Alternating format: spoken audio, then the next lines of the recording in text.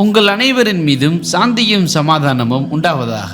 ரசூலுல்லாஹி ஸல்லல்லாஹு அலைஹி வஸல்லம் அவர்களுடைய வாழ்க்கையை படிக்கும் பொழுது தனிச்சிறப்பு வாய்ந்த பல சஹாபாக்களை பற்றியும் அவர்களுடைய குடும்பத்தில் உள்ள தனிச்சிறப்பு வாய்ந்த ஆண்களை பற்றியும் படித்திருக்கின்றோம், அறிந்திருக்கின்றோம். இஸ்லாமிய வரலாற்றில் பிரபலமான ஆண்கள் இருப்பது போலவே பிரபலமான பெண்களும் இருக்கிறார்கள். அப்படிப்பட்ட பெண்களில் நாம் 5 முக்கிய நபர்களை பற்றி பார்ப்போம்.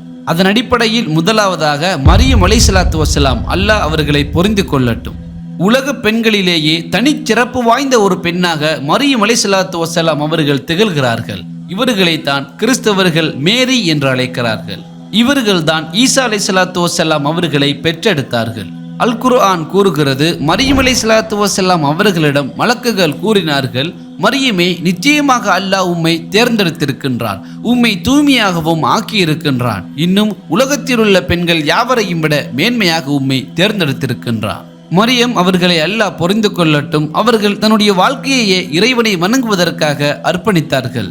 மரியம் அலைஹிஸ்ஸலாத்து வஸ்ஸலாம் அவர்கள் இயேசு கிறிஸ்து அவர்கள் மீது சாந்தி உண்டாகட்டும் அவர்களை அற்புதமான முறையில் பெற்றெடுத்தார்கள். அவர்களை பெற்றெடுக்கும் போது அவர்கள் திருமணம் செய்திருக்கவில்லை, ஒரு தூய்மையான கன்னியராகவே இருந்தார்கள். இறைவனுடைய அற்புதத்தை அறியாத மக்கள் ஒரு ஆணின் துணையின்றி பிறந்த குழந்தையை கண்டதால் அவர்கள் மீது அசிங்கமான குற்றச்சாட்டுக்களை வைத்தார்கள். எனவே மரியம் அலைஹிஸ்ஸலாத்து வஸ்ஸலாம் அவர்களுடைய தூய்மையை நிரூபிப்பதற்காக எல்லாம் வல்ல இறைவன் இயேசு கிறிஸ்து அவர்கள் மீது சாந்தி உண்டாகட்டும் அவர்கள் கைக்குழந்தையாக இருந்தபோது தன்னுடைய தாய்க்காக வாதிடும்படி அல்லாஹ் கட்டளையிட்டான்.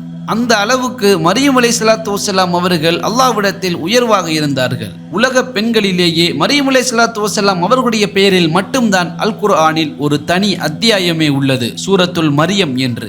அடுத்ததாக கதீஜா, அல்லாஹ் அவர்களை பொருந்தி கொள்ளட்டும்.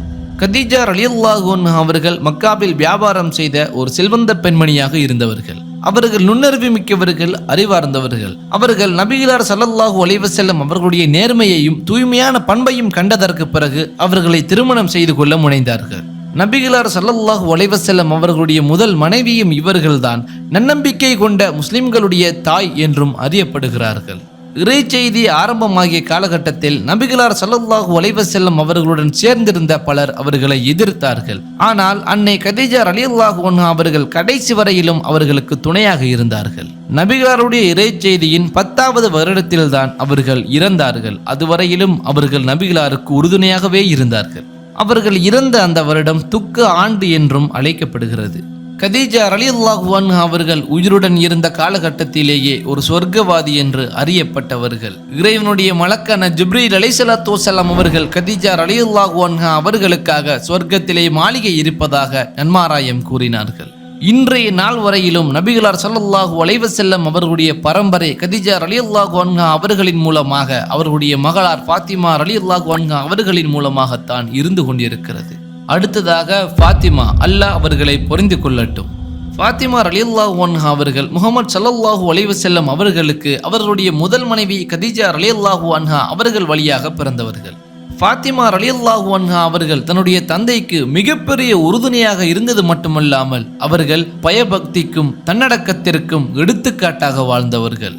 இறைத்தூதர் முஹம்மது ஸல்லல்லாஹு அலைஹி வஸல்லம் அவர்களின் அன்புக்குரிய மனைவி ஆயிஷா அவர்களை அல்லாஹ் பொரிந்து கொள்ளட்டும் அவர்கள் கூறினார்கள், நபிகள் நாயகம் ஸல்லல்லாஹு அலைஹி வஸல்லம் அவர்களுடைய வார்த்தைகளிலும் பேச்சுக்களிலும் உட்காரும் விதத்திலும் ஃபாத்திமா ரலியல்லாஹு அன்ஹா அவர்களை விட அதிகம் ஒத்திருக்கும் யாரையும் நான் பார்த்ததில்லை என்றார்கள். நபிகளார் வீட்டுக்கு ஃபாத்திமா ரலியல்லாஹு அன்ஹா அவர்கள் வரும்போதெல்லாம் நபிகளார் அவர்களுக்காக எழுந்து அவர்களை வாழ்த்தி அவர்களின் கைகளை பிடித்து நபிகளார் எங்கு உட்கார்ந்தார்களோ அதே இடத்தில் ஃபாத்திமா ரலியல்லாஹு அன்ஹா அவர்களை உட்கார வைப்பார்கள்.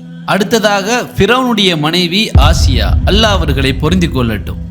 இவர்களும் இவர்களுக்கு முன் சென்ற மூவரும் சேர்ந்து வரலாற்றிலேயே 4 தலை சிறந்த பெண்களாக அறியப்படுகிறார்கள். நபிகளாருடைய பிரபலமான செய்தி அனஸ் பின் மாலிக் ரலியல்லாஹு அன்ஹு அவர்கள் அறிவிக்கின்றார்கள், மனிதகுல பெண்களில் இம்ரானின் மகள் மரியமும், ஹுவைலிதின் மகள் கதீஜாவும், முஹம்மதின் மகள் ஃபாத்திமாவும், ஃபிரௌனின் மனைவி ஆசியாவும் உங்களுக்கு போதுமானவர்கள். எவ்வளவுதான் செல்வம் கொட்டி கிடந்த போதிலும் எல்லாம் வல்ல இறைவன் மீதான நம்பிக்கையை ஒரு தூணை போல வைத்திருந்தார்கள். தன்னுடைய கணவன் ஃபிரௌன் நான் தான் கடவுள் என்று கூறியதை மறுத்து எல்லாம் வல்ல அந்த அல்லாஹ் ஒருவனே இறைவன் என்று பறைசாற்றினார்கள். இதனால் ஃபிரௌன் செய்த கொடுமைகளையும் சகித்து கொண்டார்கள். அல்லாஹ் அஸ்ஸவஜல் அல் குர்ஆனிலே கூறுகின்றான், ஈமான் கொண்டவர்களுக்கு ஃபிரௌனின் மனைவியை அல்லாஹ் உதாரணமாக கூறுகின்றான். அவர், இறைவா, எனக்காக உன்னிடத்தில் சொர்க்கத்தில் ஒரு வீட்டை கட்டித் தருவாயாக, இன்னும் ஃபிரௌனை விட்டும் அவன் செயல்களை விட்டும் என்னை காப்பாற்றுவாயாக, இன்னும் அநியாயக்கார சமுதாயத்தாரிடம் இருந்து என்னை காப்பாற்றுவாயாக என்று பிரார்த்தித்து கூறினார். அது மட்டுமல்ல, மூசா அலைஹிஸ்ஸலாத்து வஸலாம் அவர்கள் குழந்தையாக இருந்த போது அவருடைய தாய் ஃபிரௌனுடைய படையினர் அவரை கொன்று விடுவார்கள் என்று பயந்து அவர்களை ஒரு கூடையில் வைத்து ஆற்றில் போட்டார்கள். அந்த கூடையை எடுத்து அந்த குழந்தையை மூசா அலைஹிஸ்ஸலாத்து வஸலாம் அவர்களை வளர்த்தது ஆசியா அவர்கள்தான். அவர்களை அல்லாஹ் புரிந்து கொள்ளட்டும். இறுதியாக அன்னை ஆயிஷா, அல்லாஹ் அவர்களை பொருந்தி கொள்ளட்டும். ஆயிஷா ரலியல்லாஹு அன்ஹா அவர்கள்தான் நபிகளாருடைய மனைவியும் நபிகளாருக்கு அதிகம் பிடித்தவரும் ஆவார். நபிகளாரிடம், அல்லாஹ்வின் தூதரே, உங்களுக்கு மக்களில் அதிகம் பிடித்தவர் யார் என்று கேட்கப்பட்டது. அதற்கு நபி அவர்கள் ஆயிஷா என்று பதிலளித்தார்கள். ஆண்களில் உங்களுக்கு யாரை அதிகம் பிடிக்கும் என்று கேட்கப்பட்ட போது அவருடைய தந்தை அபூபக்கர் என்று பதிலளித்தார்கள். ஆயிஷா நாயகி அவர்கள் சஹாபாக்களுக்கு மத்தியில் ஒரு தலை சிறந்த அறிஞர், அதிகம் ஞாபக சக்தி மிக்கவர்கள், இஸ்லாமிய சட்டவியலில் நுண்ணறிவு மிக்கவர்கள், தேர்ச்சி பெற்றவர்கள். அவர்கள் சுமார் 2200 அளவிலான ஹதீஸ்களை அறிவித்திருக்கிறார்கள். அதிகம் ஹதீஸ்களை அறிவித்தவர்களின் பட்டியலில் ஆயிஷா ரலியல்லாஹு அன்ஹா அவர்கள் 4வது இடத்தில் இருக்கிறார்கள். அந்த முன்னருள்ள மூவரும் அனஸ் இப்னு மாலிக், அப்துல்லா இப்னு உமர், அபூ ஹுரைரா என்பவர்கள்தான். அல்லாஹ் அவர்கள் அனைவரையும் பொருந்தி கொள்ளட்டும். நபிகள் நாயகம் ஸல்லல்லாஹு அலைஹி வஸல்லம் அவர்கள் மரணிக்கும் போது ஆயிஷா ரலியல்லாஹு அன்ஹா அவர்களின் மடியில்தான் இந்த உலகை விட்டு பிரிந்தார்கள். என் அன்புக்குரிய சகோதரிகளே, நீங்களும் சிந்திக்கலாம், இஸ்லாத்தில் நானும் ஒரு சிறப்புக்குரிய பெண்மணியாக எப்படி மாற முடியும்? அல்ஹம்துலில்லாஹ், நமக்கு எளிமையான இஸ்லாத்தை மார்க்கமாக தந்த அந்த அல்லாஹ்வுக்கே எல்லா புகழும். இஸ்லாத்தில் சிறந்தவர்களாக மாறுவதற்கு இருப்பது ஒரே ஒரு வழிபாதை தான். அது அல்லாஹ்வுக்கு நெருக்கமானவர்களாக மாறுவதும் சொர்க்கத்தை அடைவதும் தான். இந்த உலக வாழ்க்கையின் சோதனைகளில் வெற்றி பெற்று சொர்க்கத்தை அடைந்தவர்கள் சிறப்பானவர்கள், அதில் தோல்வியுற்றவர்களே கை சேதப்பட்டவர்கள். எனவே நீங்கள் இஸ்லாத்தில் தலை சிறந்தவர்களாக விரும்பினால் சொர்க்கத்தை அதிகம் ஆசைப்படுங்கள்.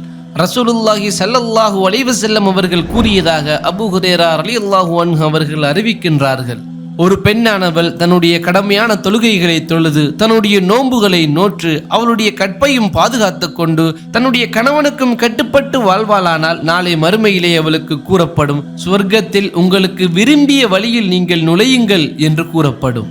எனவே இன்ஷா அல்லாஹ், ஆணாக இருந்தாலும் சரி பெண்ணாக இருந்தாலும் சரி, இறைவனின் திருப்தியை நாடி இறைவனுக்காக வாழ்வோம், இஸ்லாத்தில் சிறந்தவர்களாக மாறுவோம்.